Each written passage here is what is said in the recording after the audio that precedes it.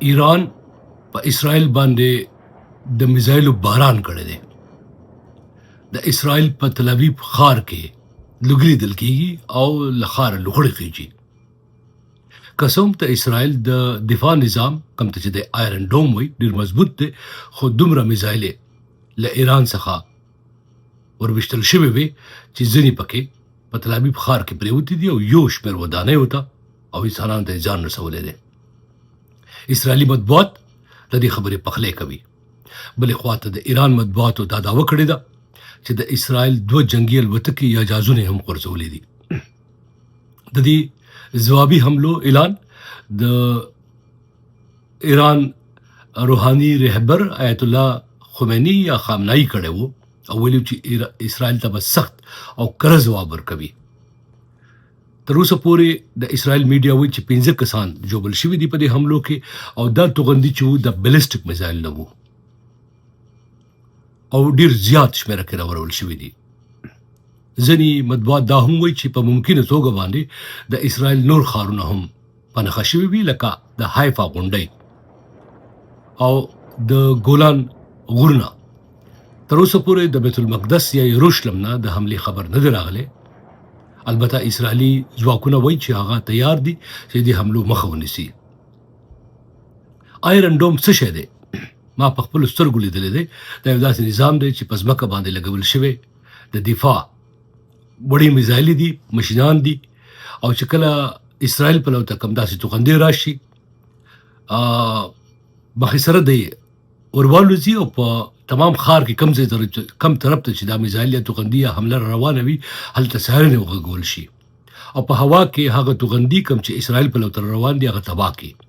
خو په وروستیو کې داسې خبرونه شته دی چې ډېر میزایلونه د نظام تباه کړي دي. البته ځینې د تباه کېدو نه بچ شوي دي او دونه ډېر وي چې ځینې په ښار کې دننه وغورځېږي.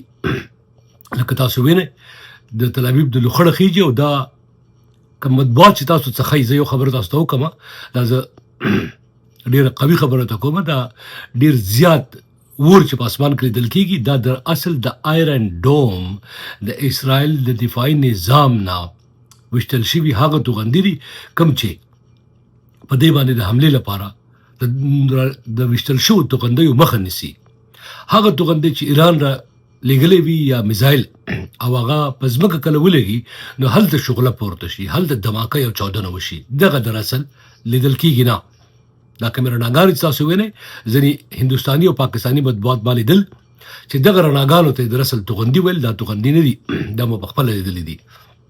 بیا په اسرائیل کې ځینې ځایونه چې ایران ته ډېر نږدې دي او لکه تل ابیب او دا علاقې چې دي حیفا، ګولان غرونه وغیره وغیره، هلته سایرنې وغږول شي. نو د دې معنی دا وي چې یو محفوظه خوندي خونه یا کوټې ته خلک لاړ شي، خو نږدې 3 ثانیې وخت وي.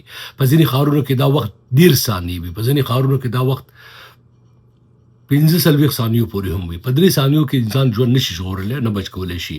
خو ایران وایي چې دا حملې به روانې وي او اسرائیل چې دی هغه به په تیښته مجبوروي. د اسرائیل چې کوم مطبوعات دي 15 کسان تر اوسه پورې ښودلي دي، په ممکنه توګه زیات ویشتل شوي وي یا جوبل شوي، خو دوی تر اوسه پورې وایي چې 15 کسان یوازې جوبل دي.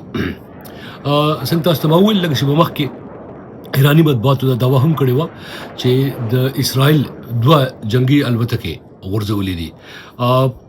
په تل ابیب کې ډېر سخت نقصان لیدل کېږي. نړیواله مطبوعات چې دي هلته ما په خپله ورسره خبرې وکړې. ما دغه توغندي په خپلو سترګو لیدلي دي کله چې د حماس او د اسرائیل جګړه وه، چې کله به توغندۍ راورول شو نو آیرن ډوم نه به میزایلونه لاړل، ما به لیدل چې څه روان دي او خلک به پټېدل. تل ابیب غټ ښار دی، غټه ښاریه ده او په شمال کې دی او ډېر زیات خلک پکې پاتې کېږي او ډېره غټه آبادي وي.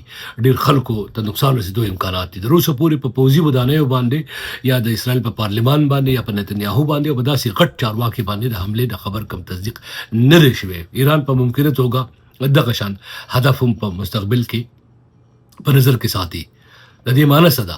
د دې معنی دا ده چې که ایران داسې کوي اسرائیل بیرته واپس به ځواب ورکوي او په ممکنه توګه هم نن شپه یو وار بیا په ایران باندې د ایران په مهمو ښارونو باندې شخصیتونو باندې اسرائیل حملې وکړي. دا تازه پرمختګ یا معلومات چې څومره وو زما کوشش به دا وي چې تر تاسو درسومه. د دې خبر د بیړني خبر یا جل خبر نه مخکې زما کوشش دا وي چې خبر کنفرم کم تصدیق کم او بیا تر تاسو در ورسوم. بهرحال ایران باندې چې کومې حملې شوې وې د اسرائیل لخوا نه په کوم کې چې د ایران مهم پوځي کمانډران، ساینسدانان او مهم شخصیتونه او وداني په نښه شوي په کوم کې چې د هغو اټمي بټۍ یا د یورینیم د غني کولو او شاربلو مرکز و هغه هم په نښه شوی. د هغې په جواب کې ایران اوس په اسرائیلو حمله کړې ده.